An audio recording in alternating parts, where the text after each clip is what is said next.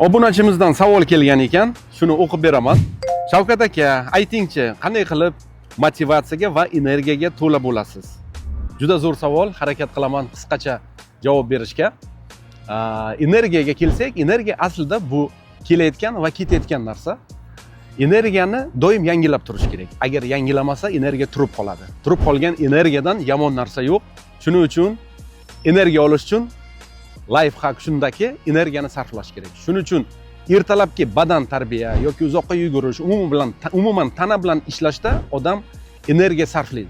Mana shu energiyani sarflagandan keyin yangi energiyaga bizlarni tanamiz bo'yingandan keyin, to'yingandan keyin mana shu energiya bilan keyin siz bo'lishkingiz keladi butun atrof muhit bilan, sizni atrofingizda bo'lgan odamlar bilan. Shuning uchun ham energiyani siri shundaki, energiyali bo'lish uchun energiyani sarflashni o'rganish kerak. Motivatsiya so'ziga kelsak, motivatsiya bu doimiy bo'lish kerak. Doimiy bo'lish uchun maqsad bo'lish kerak.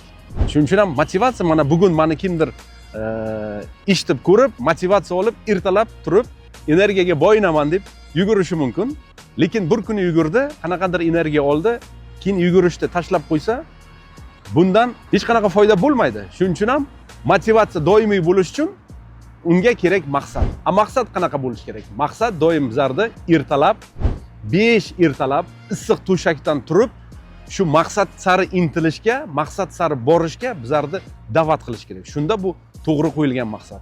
Shuning uchun motivatsiya doimiy bo'lish kerak. Motivatsiya doimiy bo'lish uchun ulkan maqsad kerak. Agar kimda umuman tana transformatsiyasi yoki boshqa qanaqadir savollar bo'lsa, ushbu videoni kommentariyasiga shu savollaringizni yozib qoldiringlar, albatta javob berishga harakat qilaman. Salomat bo'linglar.